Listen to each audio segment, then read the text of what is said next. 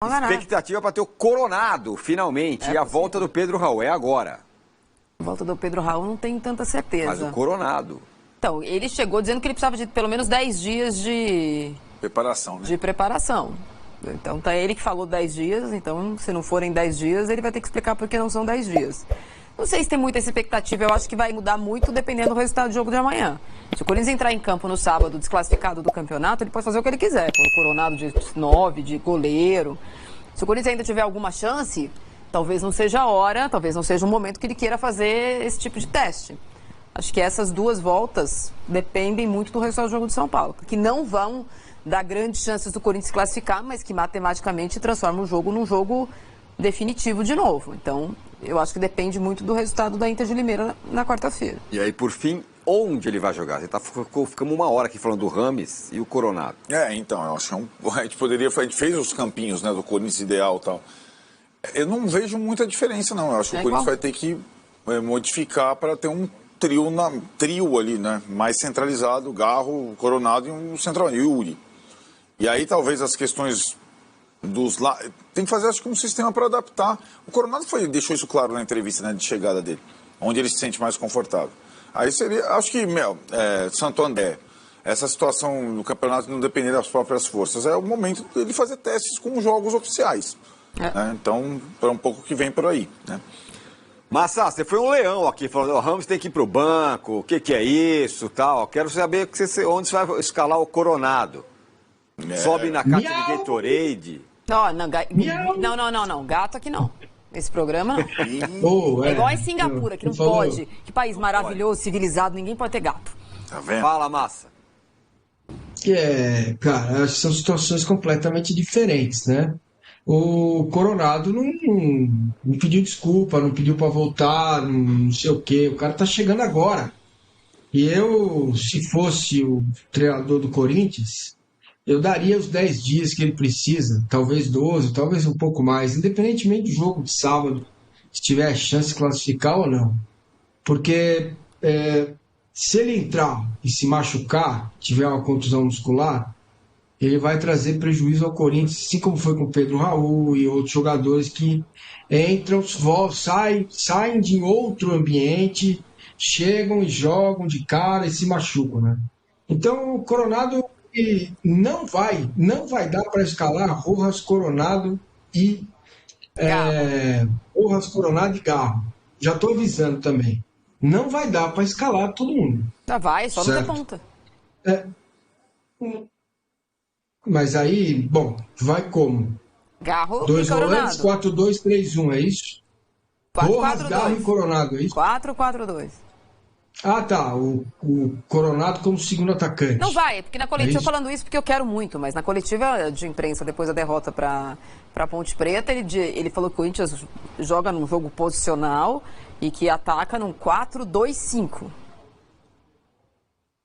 Não, 3-2-5. Porque eu falei, o Antônio de Oliveira tá colocando uma marca. Não, nesse momento, porque eu estava no ar, no apito final lá na Band. Mas eu tive uma pequena palpitação, entendeu? Então, não tem condição. 4-2-5. Não, 3-2-5. Não, 3-2-5. Ataca no 3-2-5. Ué, não? Aí perde o jogo. Não. Eu acho que dá para jogar Garro e Coronado. Do jeito que ele joga, e insistindo como ele tem insistido na fórmula, e apesar da ausência de eventualmente das peças da fórmula, o Coronado vai ser reserva do Garro. Não tem mas olha só. Ele não joga na ponta direita, ele não joga na ponta esquerda, ele não é atacante, ele é meia. O único meia que o Corinthians está jogando é o Garro. Então. Calma lá. Se ele ataca no 3-2-5, você tem 2 volantes, que já sabemos quais são. Pronto, tá consolidado. 2 pelo lado, talvez sejam os alas. Ok? Então faltam 3 para completar os 5. Yuri Alberto, faltam 2. Garro e Coronado. Aí, o treinador arrumou para a cabeça dele também. Vai ter que pôr os 2 para jogar. Daí ele vai tirar o Wesley do time e vai tirar o Garro. Então, por isso, tem que tirar. Para voltar, o Coronado tem que tirar a ponta. É isso. Não tem jeito. Para ele ser titular, tem que tirar. O Wesley hoje é um dos jogadores mais lúcidos do time do Corinthians. Você vê que fase do Corinthians, como diz o Neto, que fase que tá o Corinthians. Cada 10 decisões que ele toma, ele acerta uma. Ele é bom jogador, mas se ele é dos mais lúcidos, você imagina o resto. Agora, tudo bem, o Corinthians está muito perto de não se classificar, né? De caiu na primeira fase. Vai ter um tempo imenso aí para... Vai, então aí ele pode pôr onde ele quiser. Vai ter Copa do Brasil, né? O Corinthians não vai ficar parado. Vai ter um jogo ali no meio... Sim, só estou dizendo. Ele vai ter que treinar para este jogo. Hoje ou amanhã, que é São Bernardo e Olaria. Hoje ou amanhã? Olaria e São Bernardo, né? Olaria e amanhã. Amanhã. Quarta-feira. E aí, desse jogo, sai o adversário do Corinthians na próxima fase. Então, o Corinthians tem essa partida válida nos próximos muitos meses, 1 mês e meio até o Campeonato Brasileiro começar. 1 mês e meio, né? 1 mês e meio. É tempo, hein? Entre a fase de classificação do Paulista e o Brasileiro. Tem um jogo de Copa do Brasil de novo. Tem mais uma etapa. Na semana anterior ao Campeonato Brasileiro, no meio de semana, já tem aquela etapa de 2 jogos. E de volta. É verdade. Então, a terceira etapa são 2 jogos, tá? Bom, enquanto o Corinthians está aí embananado no Campeonato Paulista, podendo cair, fora de campo, é um assunto um pouco árido, mas é bem importante, o Corinthians está flertando em sair do grupo principal que negocia os direitos de TV, que é o grupo que tem o Flamengo, tem o Palmeiras, tem a Libra, e ir para a Liga Forte, que é o outro grupo que tem outros times. O Corinthians e o Santos estão ameaçando ir para o outro grupo, vamos dizer, fisgados por uma possibilidade de uma grana na mão agora. Essa é a história. Que surpresa, não? Tem sim, mas esse é um cenário que vale para o Corinthians. Porque mas é porque a Liga nunca foi pelo fortalecimento do conjunto dos clubes. Sem dúvida. A Liga é um trampolim para que cada clube ganhe dinheiro, sabe-se lá, em detrimento do que e como, inclusive do seu médio prazo. Isso aconteceu com os times da Liga Forte, futebol também é bom que se diga. Claro. Que ao aderirem já ganharam um dinheiro. Isso mesmo. Internacional, por exemplo. Então não é um movimento de Corinthians e Santos para ganhar dinheiro. Todos os times estão pensando, assim, a formação de liga no Brasil pressupõe eu primeiro, vocês depois.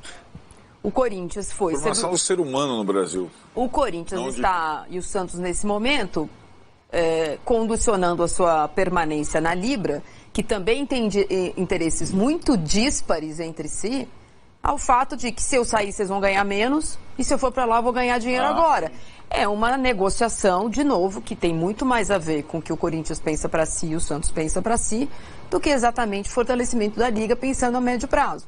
O que o Corinthians percebeu é que se ele sair, todos os times da Libra vão ganhar menos, de partida são 300 milhões a menos de dinheiro.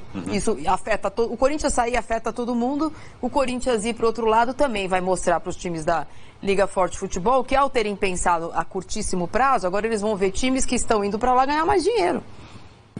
Porque isso vai acontecer. Aí falava, mas é injusto que o Inter vai ganhar menos que o Corinthians. Porque o fato é que, assim, não foi feito primeiro um pacto entre eles e depois uma negociação conjunta.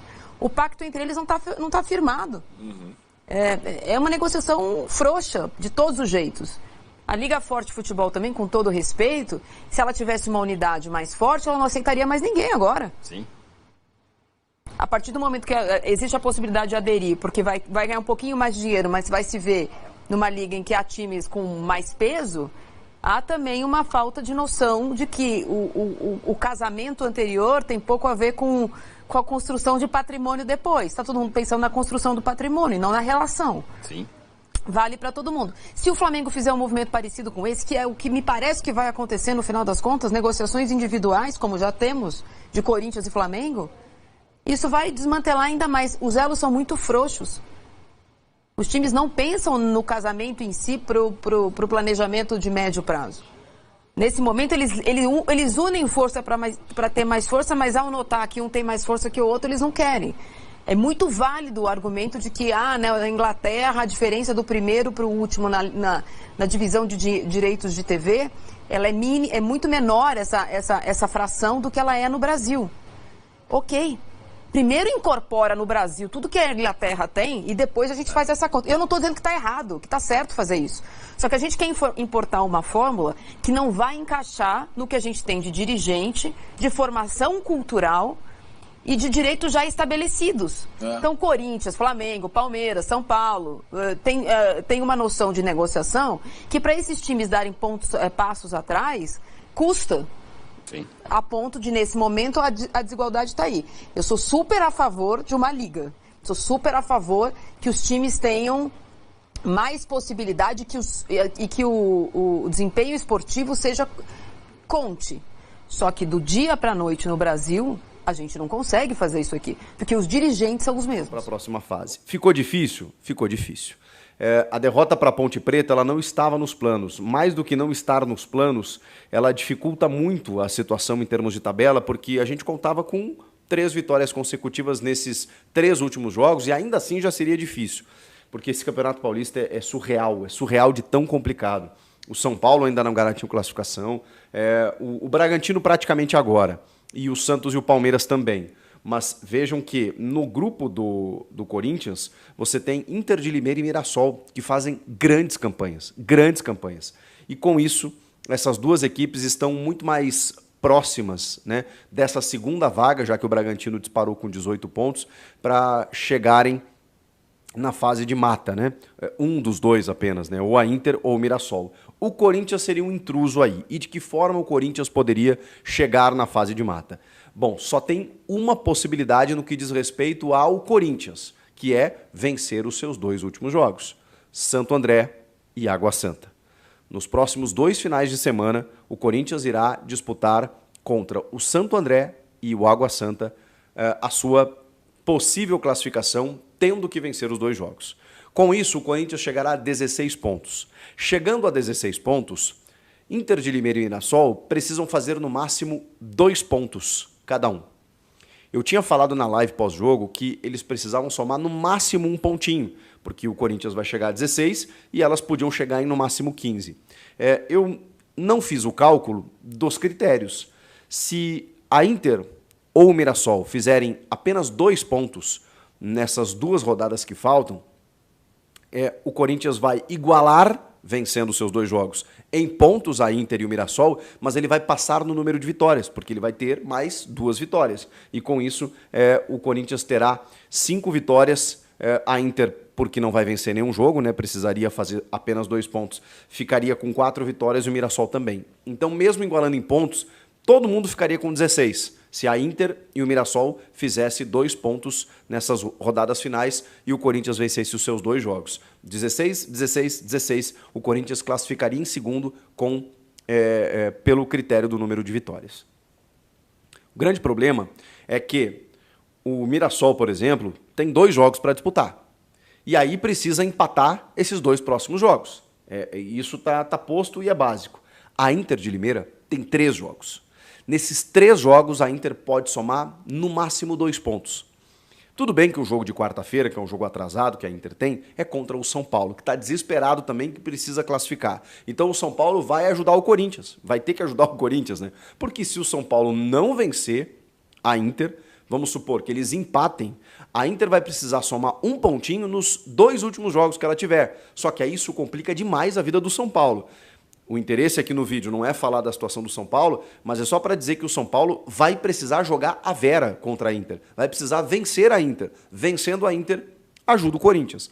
Não muito, porque a Inter ainda vai ter 2 jogos para disputar e para fazer, 3 pontos. Fazendo 3 pontos, ela elimina o Corinthians. Só que, claro, ainda tem o Mirassol, né? E eles estão disputando também essa vaga, a Inter e o Mirassol. Mas vamos lá, nesses 2 próximos jogos, digamos assim, do Mirassol, Portuguesa fora e São Bernardo em casa. Esse jogo é dificílimo. Então, assim, contra a Portuguesa, o Mirassol pode ter uma vantagem superior. Contra o São Bernardo, acho difícil que vença. Acho difícil.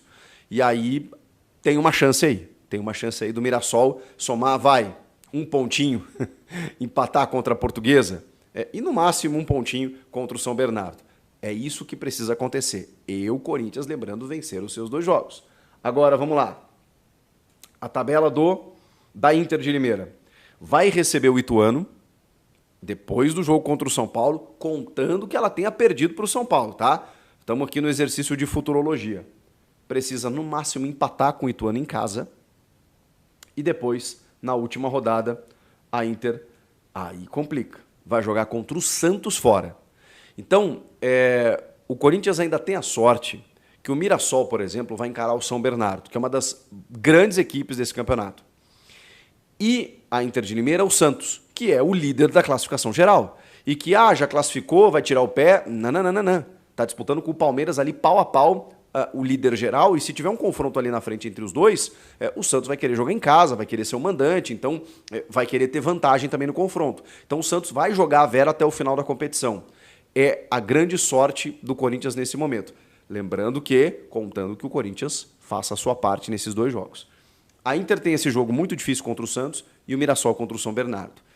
O problema é, a Inter ainda joga com o Ituano em casa e o Mirassol contra a Portuguesa também em casa. E aí, nesses jogos, a secação vai ter que ser muito forte. Porque se tiver uma vitória de um dos dois, acabou. Inclusive, o Corinthians já pode estar eliminado e toda essa conta pode ir pelo ralo a partir dessa quarta-feira.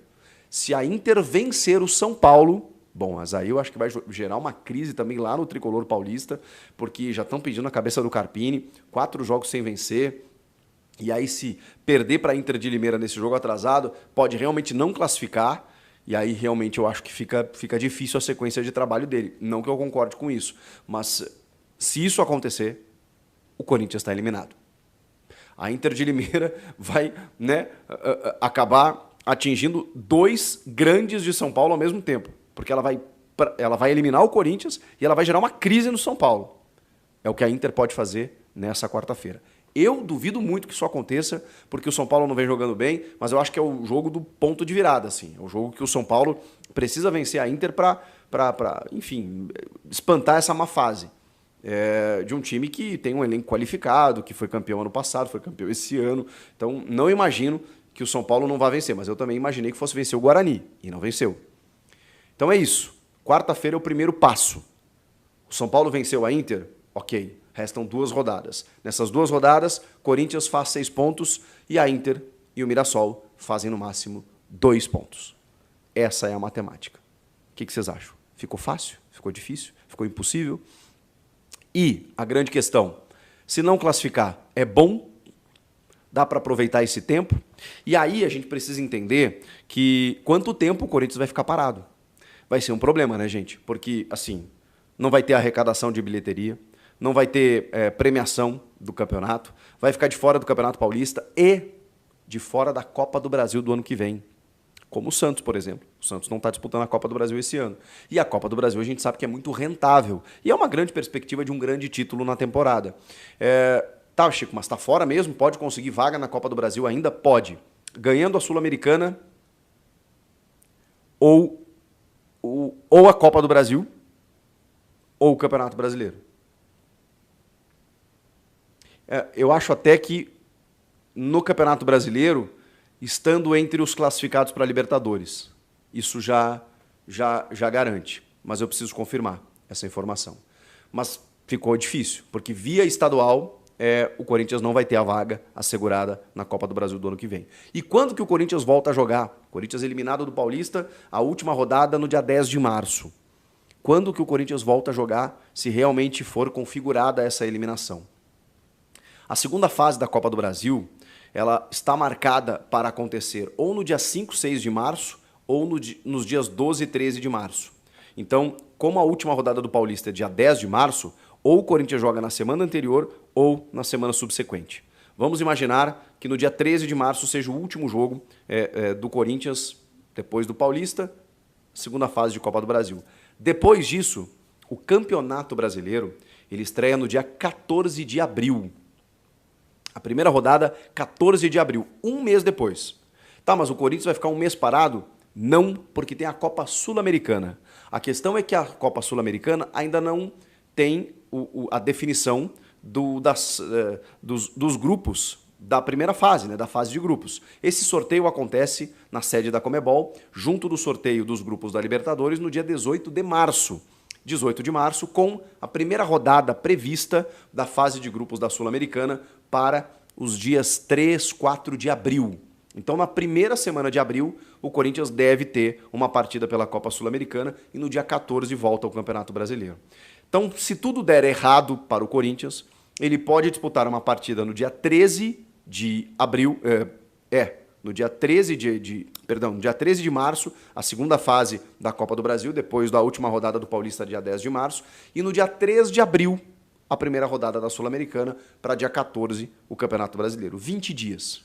Uma previsão otimista de uns 20 dias de uma intertemporada que o Corinthians terá que fazer. Não sei se vai viajar, não sei se vai para algum resort, não sei o que vai fazer, se vai ficar no centro de treinamentos, se vai marcar algum jogo-treino, mas o fato é que isso pode acontecer. O Corinthians pode ficar sem calendário por pelo menos 20 dias. Se imaginou um mês, né? Mas como tem a Sul-Americana aí, talvez esse tempo seja diminuído.